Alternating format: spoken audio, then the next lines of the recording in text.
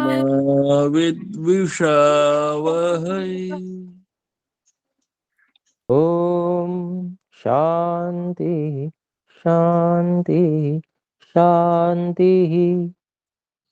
ओम शांति शांति शांति। सादर नमस्ते गुरु जी। जी सादर नमस्ते। ओम योग दर्शन के चौथे कैवल्य पाद को हम देख रहे थे।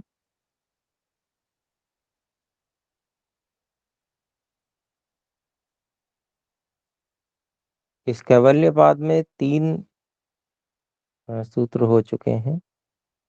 निमित्तम अप्रयोजकम प्रकृतिनाम वर्ण भेदस्तु तथा क्षेत्रिकवती, पिछला सूत्र हम कर चुके थे।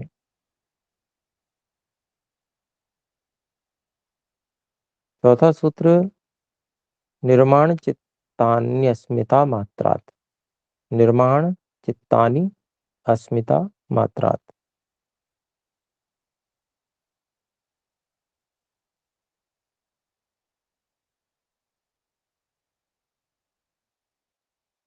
इस सूत्र की भूमिका में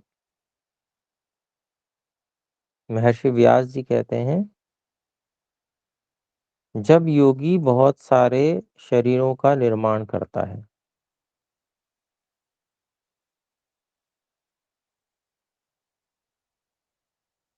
तो वे शरीर एक मन वाले होते हैं या अनेक मन वाले होते हैं। उसका उत्तर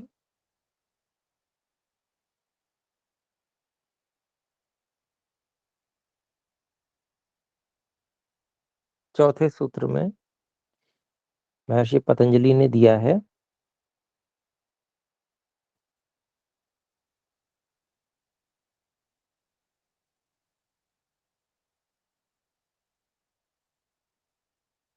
जो चित्तों का निर्माण है वो अहंकार मात्र से होता है।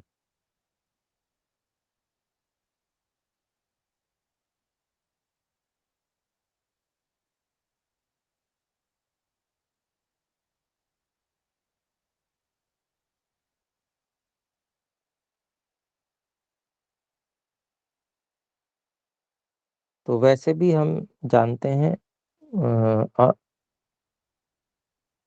कि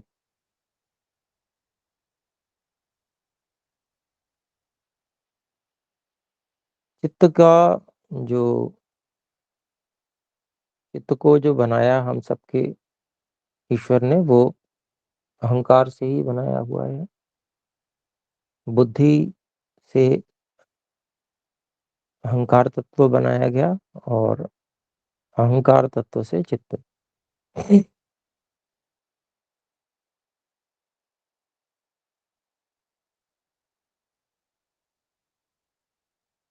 तो यहाँ पर इसके व्यास भाष्य में महर्षि व्यास जी बता रहे हैं कि जो योगी है,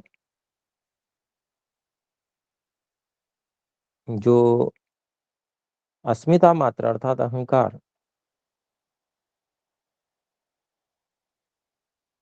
जो कि चित्त का कारण है, उसको लेकर चित्तों का निर्माण करता है। तो वो जो शरीर है चित्तों सहित हो जाते हैं, चित्त सहित हो जाते हैं।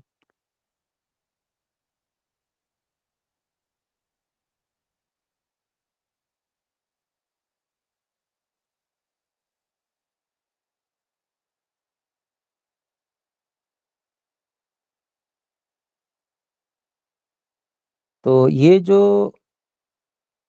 सूत्र है, इसमें जो अभिप्राय व्यक्त किया गया है कि योगी बहुत सारे शरीर बनाता है, और इसके सूत्र से पहले जो भूमिका है उसमें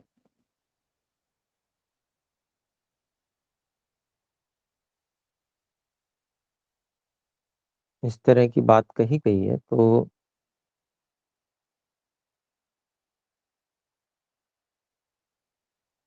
यदि इसका अभिप्राय ग्रहण कर लें तो ठीक है।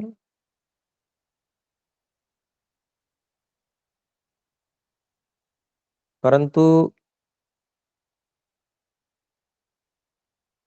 सिद्धि के रूप में इसको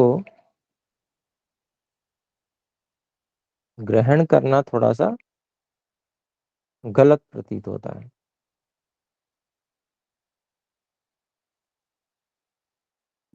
क्योंकि पहले जो है ईश्वर के संकल्प में बाधा न उत्पन्न करना, ऐसा भी कह चुके हैं महर्षि व्यास।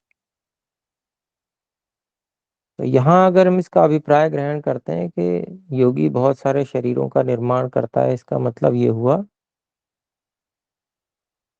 कि गुरुकुल में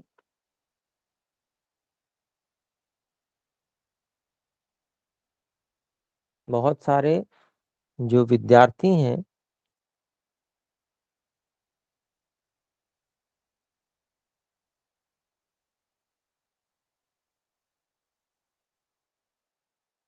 उनको अच्छी प्रकार से व्यायाम आदि और उनको उचित समुचित भोजन आदि देकर शरीर जो है शक्तिशाली शरीर उनके निर्माण करवाता है आचार्य। तो आचार्य योगी होता है।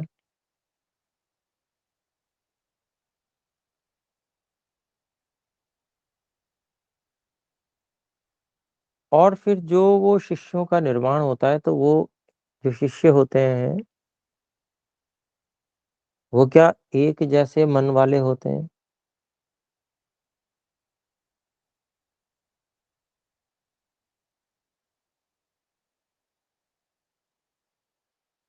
एक समान होते हैं उनके चित्त, अथवा अनेक?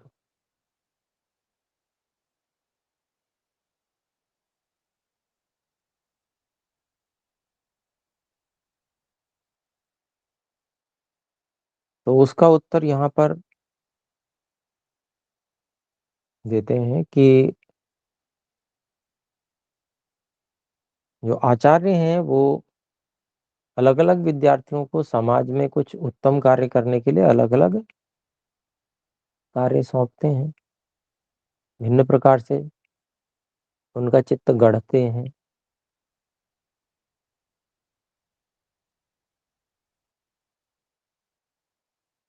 भिन्न भिन्न प्रकार के अलग अलग उनको संस्कार देते हैं, जिसमें क्षत्रियों के समान गुण है,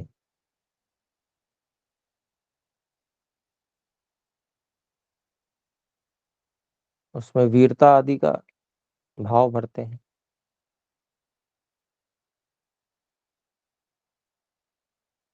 जो ब्राह्मणत्व से युक्त है उसको उसके अंदर विद्या की वृद्धि करना आदि उन विशेष गुणों को भरते हैं। ईश्वरोपासना, दान लेना देना इत्यादि, यज्ञ करना इत्यादि, कुछ ऐसा हम भाव लें।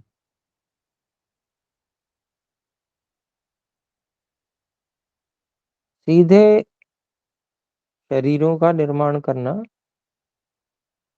उपादान कारण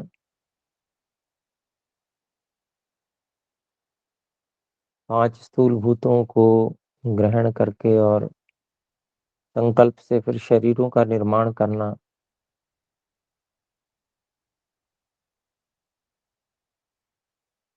जैसे बहुत सारी चीजों को ग्रहण करके कोई साइंटिस्ट रोबोट तैयार करता है, उस तरह से तो ये थोड़ा सा उचित प्रतीत नहीं होता। क्योंकि इसमें ईश्वर की एक व्यवस्था है और उस व्यवस्था को योगी तो कम से कम तोड़ेगा नहीं।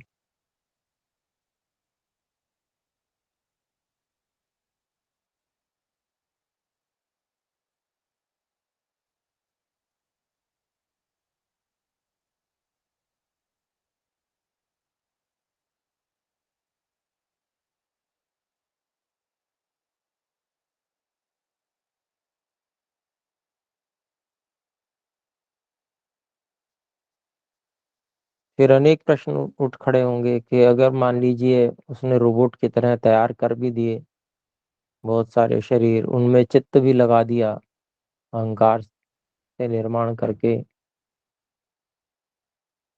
तो प्रश्न खड़े होंगे क्या वहां पर जो है वो, जैसे प्रत्येक शरीर के लिए नियत एक आत्मा होती है,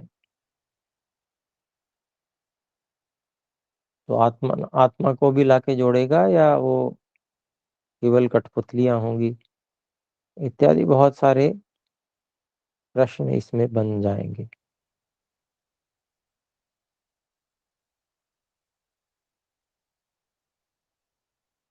यानी कि बहुत सारे चित्त भी बना लिए तो अपने अनुसार चलाने के लिए कठपुतलियों के समान योगी उसको अब क्या इस तरह का उपयोग करेगा।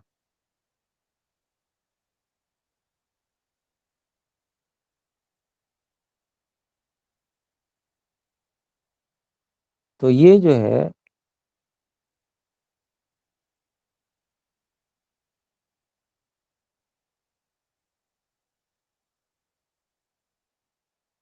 थोड़ा सा ये अलग प्रश्न बन जाता है, तो और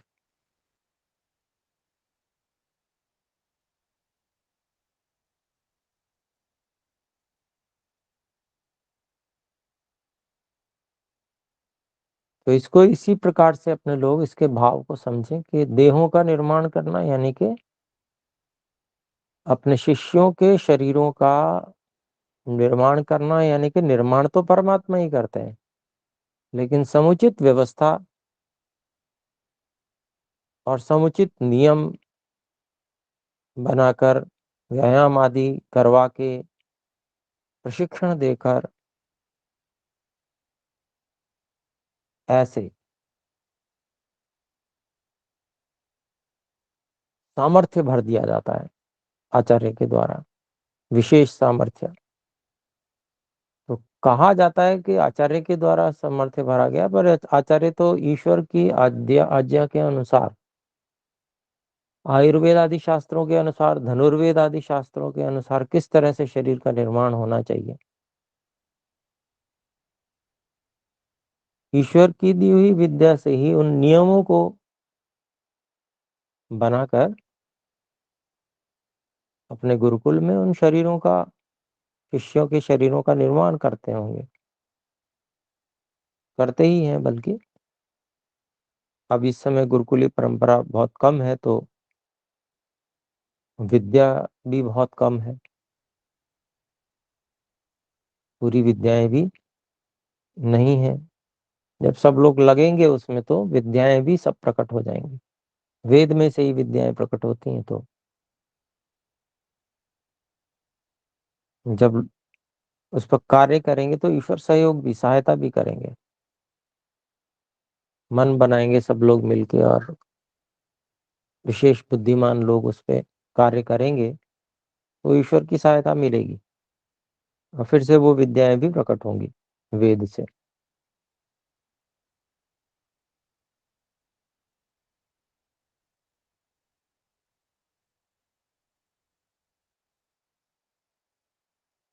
तो ये जो है, फिर उसमें जो चित्त का निर्माण होता है, मनों का निर्माण भी आचार्य ही करते हैं, शिष्य के संस्कार उनमें बढ़ते हैं, उनमें जो गलत विचार उठते हैं उनका खंडन करते हैं, उनका, और जो सही उत्तम है उनका परिवर्तित करते हैं, ऊहापोह करना सिखाते हैं, निधिध्यासन आदि सिखाते हैं आचार्य, निर्णय लेना सिखाते हैं। ये सब कार्य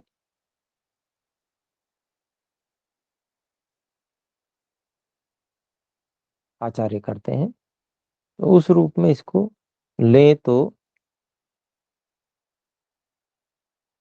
सार्थकता हो सकती है। सभी लोग नहीं कर सकते उतने अच्छे ढंग से जितना योगी कर सकता है। योगी में विशेष सामर्थ्य होती है। सामान्य आचार्य जो योग, योगी नहीं है, वो उतने अच्छे से नहीं कर पाएंगे।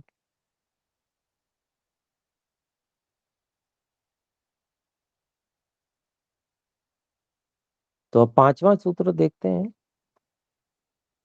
5वां सूत्र है प्रवृत्ति भेदे प्रयोजकम चित्तम एकम अनेकेषाम।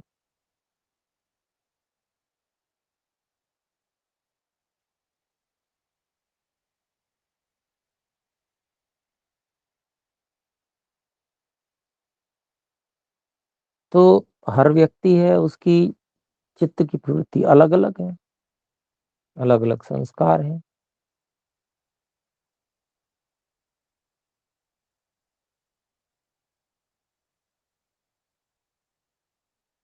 तो भिन्न भिन्न प्रकार की प्रवृत्ति अगर शरीरों में होती है शिष्यों के,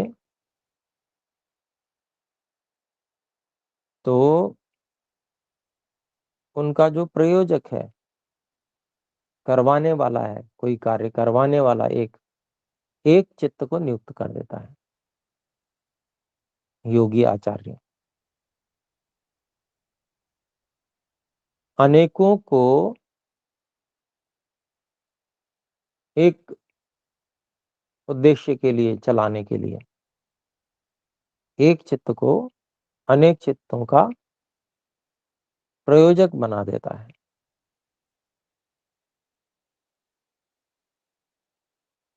कोई कार्य विशेष समाज में खड़ा करना है,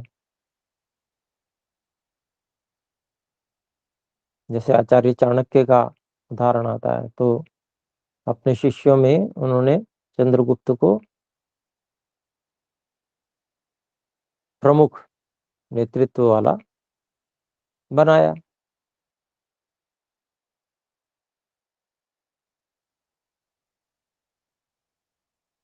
और उन्होंने जो है, दोनों ने मिलके, आचार्य और शिष्य ने मिलके बहुत उत्तम ढंग से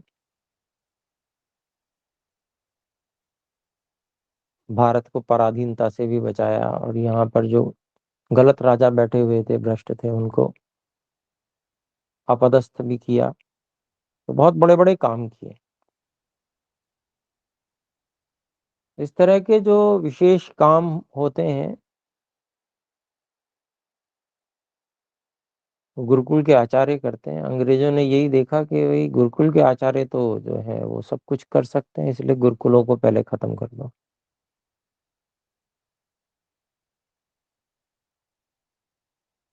वो भी बड़े दिमागदार थे, उन्होंने गुरुकुल ही सबसे पहले खत्म कर दिए और एक अलग व्यवस्था बना दी,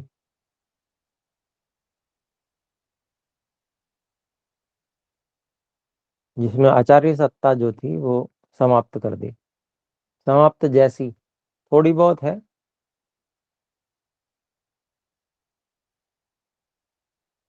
और जैसी पहले आचार्य सत्ता थी उस तरह की आचार्य सत्ता को नहीं रहने दिया। पहले आचार्य बहुत बड़ी सत्ता हुआ करती, यानी कि गुरुकुली व्यवस्था में आचार्य के अधीन बहुत कुछ है।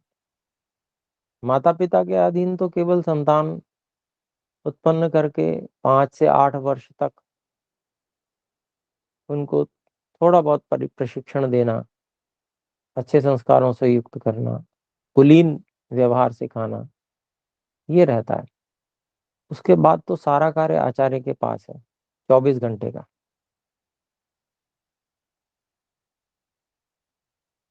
और पूरे समाज में हर व्यक्ति आचार्य की निर्देश के नीचे से ही निकल के जाता है।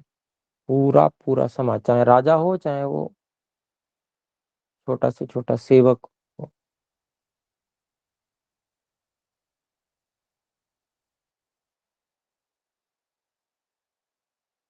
पूरी व्यवस्था का निर्माण एक तरह से आचार्य ही करता है सारे समाज में। कोई गलत व्यक्ति सत्ता में आ गया तो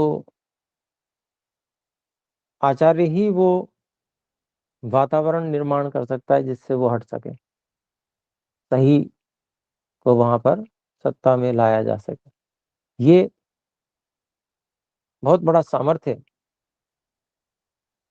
आचार्य के अंदर था, एक व्यवस्था जो थी उसमें। और आचार्य योग्य भी होते थे। उसका कारण ये है कि वहां पर लालच कुछ भी नहीं था।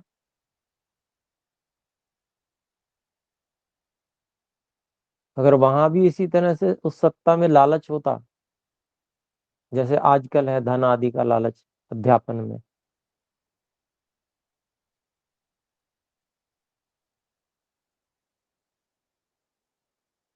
तो वो भी भ्रष्ट हो जाते, वो भी भ्रष्ट हो जाते। परंतु लालच कुछ भी नहीं है आचार्य के लिए। महर्षि पतंजलि कहते हैं कि जो ब्राह्मण है उसको कोई कारण नहीं है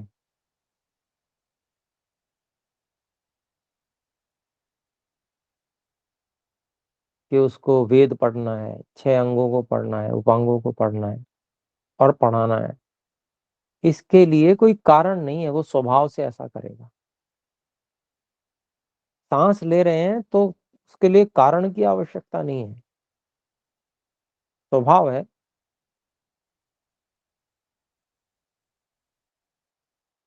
ऐसे ही वेद विद्या का पढ़ना पढ़ाना स्वभाव है ब्राह्मण का। उसको रोटी मिलेगी तब पढ़ाएगा, ऐसा कुछ नहीं है। कम मिलेगी तब भी और पर्याप्त मिलेगी तब भी काम वो यही करेगा।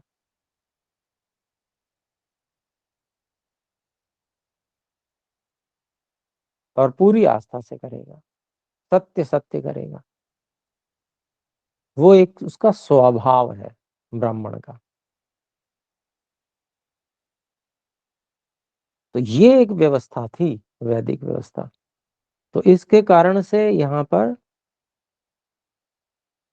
जो सत्ता थी आचार्य की वो बहुत विशेष थी और बहुत से कार्यों को संपन्न करते थे आचार्य। तो वो कैसे करते थे वो यहाँ पर समझ सकते हैं। प्रवृत्ति तो भेद होगी ही होगी सबकी, संस्कार अलग अलग हैं, सामर्थ्य क्षमताएं भी अलग अलग हैं, शरीर बहुत सारे हैं, अच्छे अच्छे शरीर हैं, परंतु चित्त भिन्न भिन्न है। तो प्रवृत्ति भेद होने पर भी आचार्य जो है उनमें से एक चित्त को अनेक चित्तों का प्रयोजक बना देता है, जिससे कि संगठन हो सके और संगठित रूप में प्रयास होते हैं वे सफल होते हैं।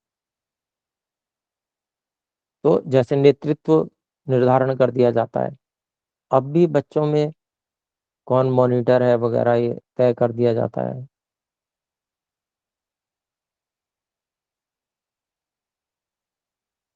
तो थोड़ा थोड़ा तो अभी भी वो सब व्यवस्थाएं हैं, लेकिन वहाँ बहुत सारी बाधाएं बच्चों के घर वापस आने के कारण से हैं। थोड़ी देर अलग वातावरण मिला, थोड़ी उसके बाद में दूसरा वातावरण मिल गया, और फिर वो जो योगी आचार्य हैं वैसे भी अब नहीं है, ब्राह्मण वृत्ति वाले। और सब कुछ पूरी व्यवस्था को जब एक चीज के साथ जोड़ दिया गया, अर्थ के साथ में, तो वो बड़ी हानिकारक हो गई है।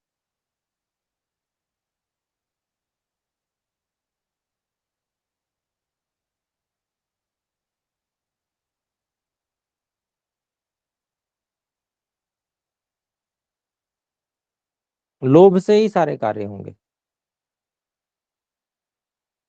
लोभ को प्रमुख बना दिया गया है, तो ये व्यवस्था में गड़बड़ है। जो चीजें अनिवार्य, अत्यंत अनिवार्य हैं समाज में, वो स्वभाव से होनी चाहिए, ना कि लोभ से।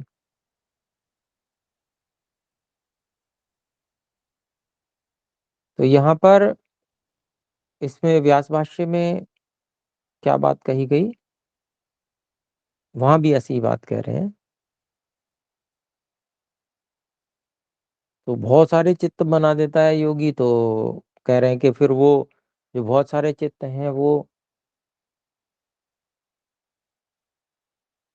कैसे उनकी एक चित्त के अनुसार उनकी प्रवृत्ति कैसे होती है, जब इतने सारे चित्त बना दिए अलग अलग शरीरों के लिए। तो अब इस बात को बताने के लिए कहते हैं कि सभी चित्तों का प्रयोजक एक चित्त योगी बना देता है।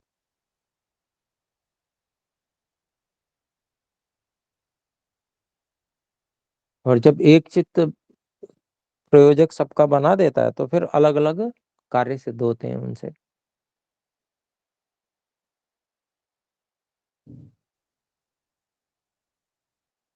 एक को जो सर्व अच्छा सबसे बढ़िया शिष्य है, सबसे अच्छा सामर्थ्य युक्त है,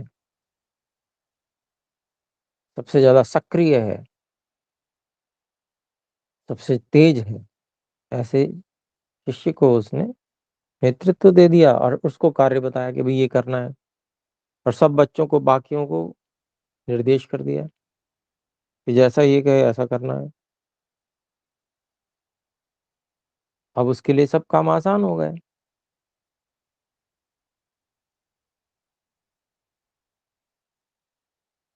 निर्माण भी हो रहा है और थोड़ा आसानी भी हो गई कि एक व्यक्ति जो निर्धारित किया उसने कार्यों को संभाल लिया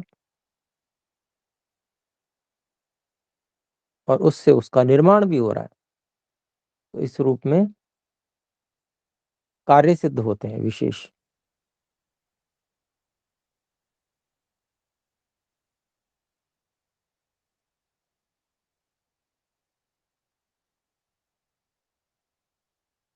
तो अब जो है आगे छठा सूत्र हम देखते हैं।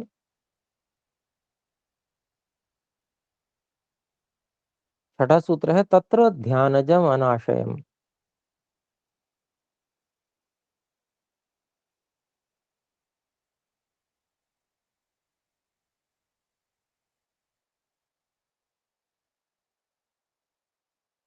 तो जो योगी चित्त बना रहा है, उसने चित्त जो बनाए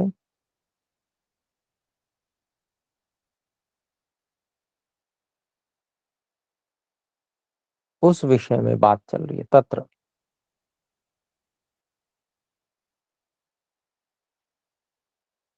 जिन चित्तों को योगी ध्यान से उत्पन्न करता है,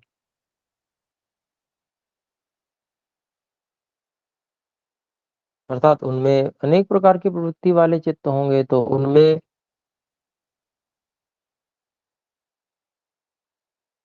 सब ध्यान करने में समर्थ भी नहीं होंगे।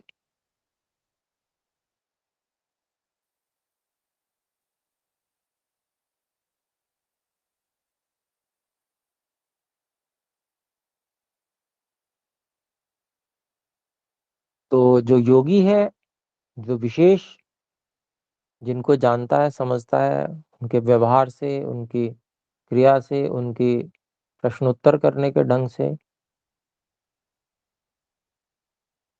कि जो योग्य हैं उनको ध्यान भी सिखाता है। और जिनको ध्यान सिखाता है तो वो 48 वर्ष का ब्रह्मचर्य कर पाते हैं, संस्कारों अपने जो पूर्व संस्कार हैं उन पर विजय प्राप्त कर पाते हैं। तो यही कह रहे हैं कि ध्यानजम, जो ध्यान से, ध्यान के द्वारा उत्पन्न किया जाता है चित्त, वो आशय रहित होता है तथा संस्कारों के समूह से रहित होता है, ये कह रहे हैं।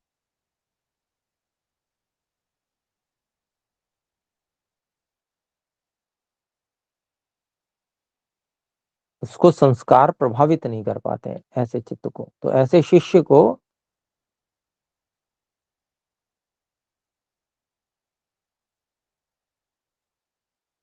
जो कि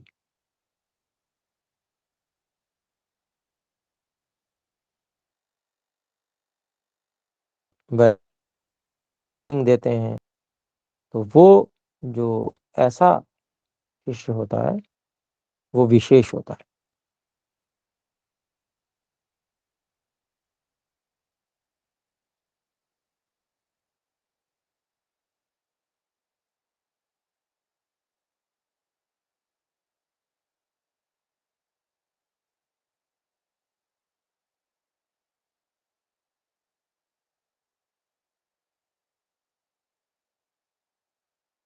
तो सिद्धियां बताई गई थी 5 प्रकार की। महर्षि व्यास जी क्या कहते हैं, इसको देखते हैं।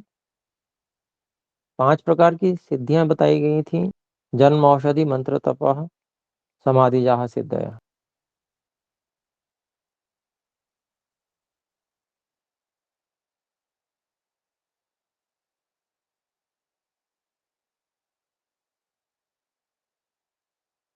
इन सिद्धियों को कोई व्यक्ति प्राप्त करता है तो चित्त का निर्माण होता है।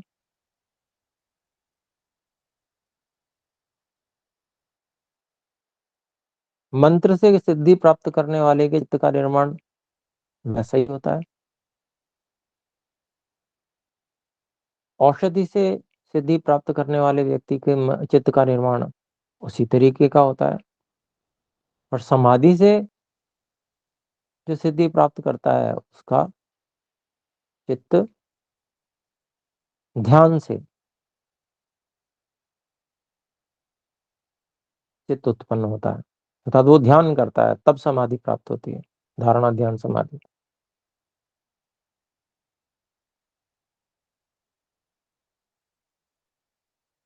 तो इस प्रकार से 5 प्रकार के चित्त भी निर्माण होते हैं।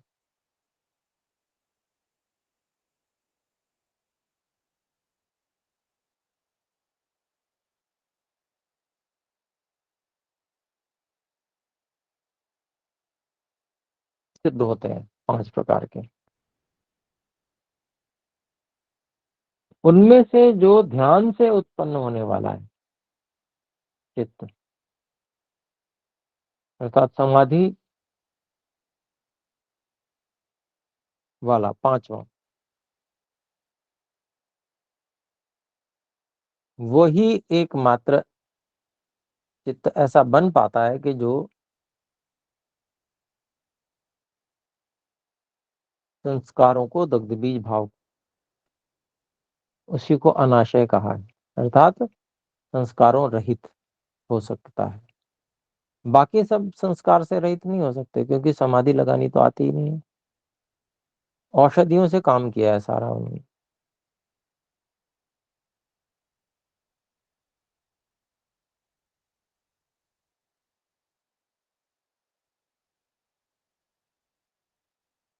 तो सर्वश्रेष्ठ जो चित्त के निर्माण का तरीका है वो है ध्यान।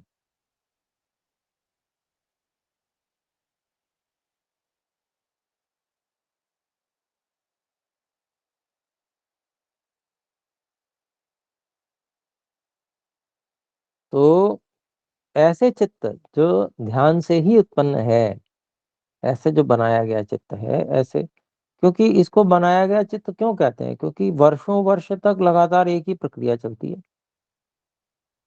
तो 1-2 दिन में थोड़ी सिद्धियां प्राप्त हो जाती हैं।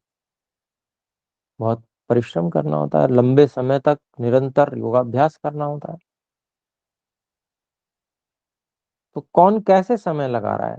एक साइंटिस्ट है, वो लेबोरेटरी में प्रयोग करता है केमिकल्स पे, ये सब औषधि जन्य है, उसको वहां औषधि कह दिया, वहां पर उसको अलग नाम दे दिया।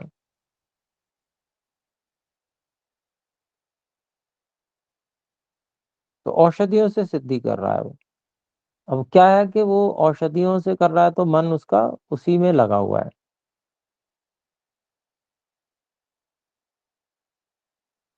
और मन उसी तरह से तैयार हो गया। खोज करता है वो औषधियों के माध्यम से, और बहुत कुछ समाज को देन भी देता है। आश्चर्यजनक भी बहुत सारे कार्य कर लेता है वो।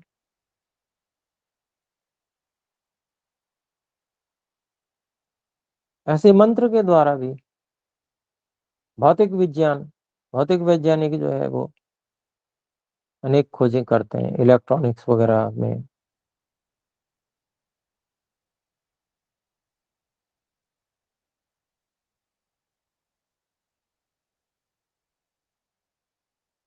लेकिन उन सब प्रकार से जो चित्तों का निर्माण होता है, कितना समय लगता है देखिए। एक साइंटिस्ट लगता है, बचपन से लेकर वो साइंटिस्ट बनता है और उसके बाद में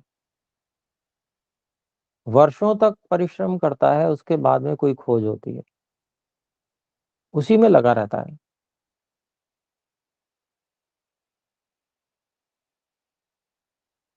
पहले पिछला ज्ञान विज्ञान अर्जित करता है, फिर उसके बाद में उससे आगे की खोज प्रारंभ करता है, रिसर्च करता है।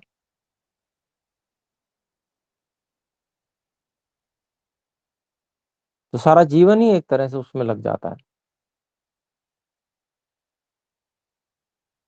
तो चित्त का एक प्रकार का निर्माण होता है, पर वो संस्कारों से रहित नहीं हो पाता, क्योंकि वो बाहरी साधनों से कर रहा है सारे कार्य। आंतरिक साधनों पर उसका ध्यान नहीं है। जबकि ध्यान समाधि से उत्पन्न जो सिद्धियां होती हैं वो भी सिद्धि हैं, उनसे भी वो सब कार्य हो जाएंगे जो बाहरी चीजों से कर रहे हैं। लेकिन वहां पर क्योंकि वो आंतरिक साधनों का विशेष उपयोग कर रहा है, विशेष उपयोग यानी कि आंतरिक साधनों का तो वो भी करता है वैसे उपयोग, मन बुद्धि अहंकार ये सब उपयोग में आता है, लेकिन उसके ऊपर ध्यान नहीं रहता कि मैं इसका उपयोग कर रहा हूँ। पूरा सिस्टम एक समान कार्य जैसे करता है उस तरह से वो बाहरी चीजों में लगाता रहता है। लेकिन जो ध्यान वाला व्यक्ति है, समाधि से उत्पन्न सिद्धियों को जो प्राप्त करता है, उसको अंदर की सारी जानकारी है।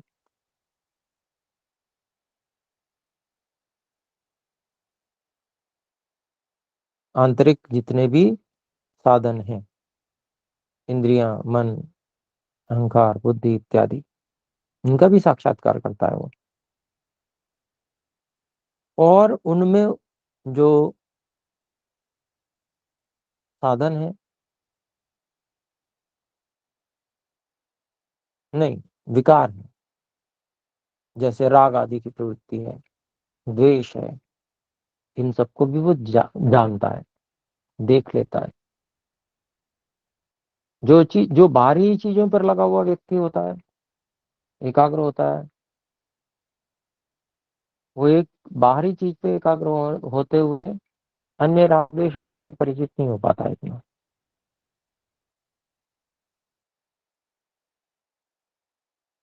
लेकिन जो आंतरिक रूप से समाधि और ध्यान के द्वारा कोई सिद्धि प्राप्त कर रहा होता है,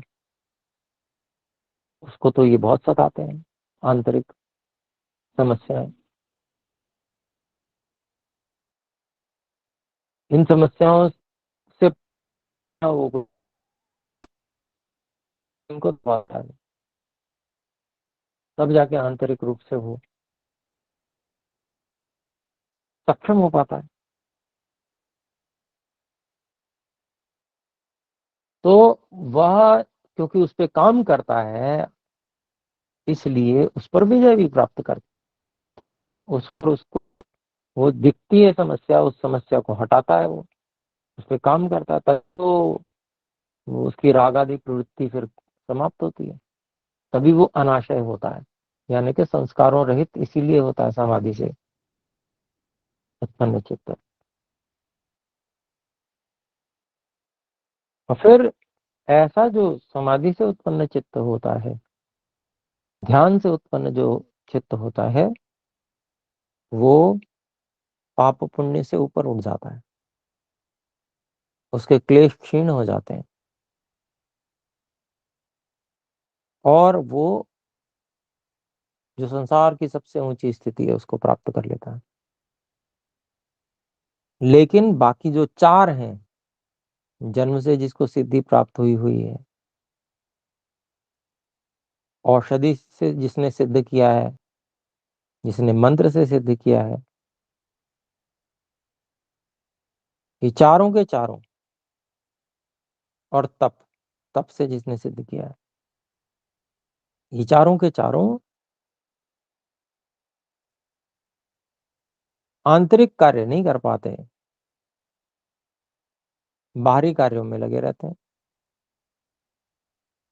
तो एक तमाशा शेष रह जाता है, इनके राग द्वेष आदि बचे रह जाते हैं। कितना बड़ा अंतर बताइए। इसलिए समाधि से उत्पन्न होने वाला चित्त, ध्यान से उत्पन्न होने वाला चित्त ही केवल संस्कार और वासना रहित होता है। मतलब सबसे ज्यादा मेहनत भी इसमें है और सबसे ज्यादा जीवन की सफलता भी इसमें है। वहां तो सीधे प्रयोग किया, सामने दो केमिकल्स को मिलाया कुछ प्रयोग करके और पता चल गया अच्छा ऐसा होता है। भौतिक शारीरिक स्तर पे कार्य कर रहे हैं वहां सब, उसमें फटाफट एकाग्रता हो जाती है, उसमें चिंतन भी चलने लगता है।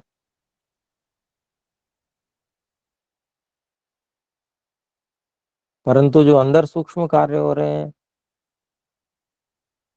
उसकी ओर ध्यान देना बहुत कठिन काम है।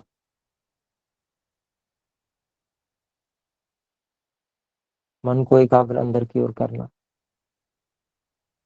लोग तो घबरा जाते हैं। थोड़ी देर आंख बंद करके बैठने के लिए कह दीजिए, उनको डर लगने लगता है,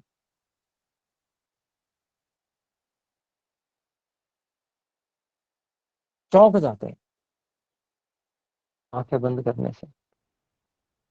बहुत कष्ट होता है उनको। कितना ही लालच दे दीजिए, कितने रुपए आपको मिलेंगे, क्योंकि हमसे नहीं होता, आप ही करो ये।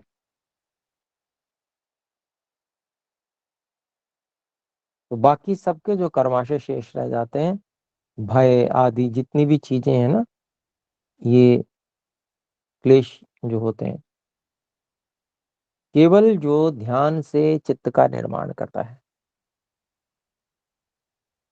वही अनाशय होता है। ऐसे ही जो आचार्य जिन शिष्यों का निर्माण ध्यान के माध्यम से करते हैं,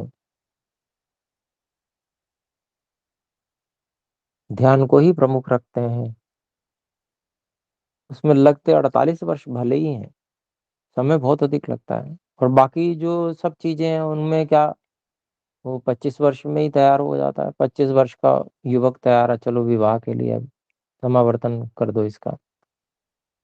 ध्यान वाला वो तैयार होता है 48 वर्ष में, दुगना समय। बहुत लंबा समय लगता है, लेकिन कार्य जो होता है तो वो ऐसा होता है कि वहीं से वो सारे संसार को बदलने की क्षमता रखता है। आदित्य ब्रह्मचारी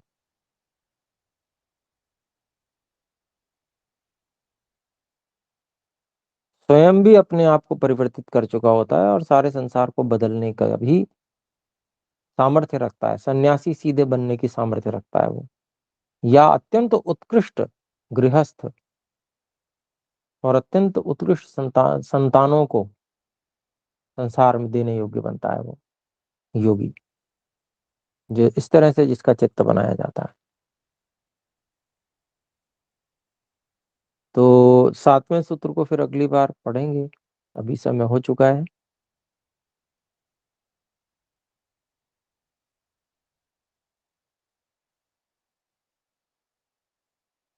आइए एक बार ओम का उच्चारण करें। ओ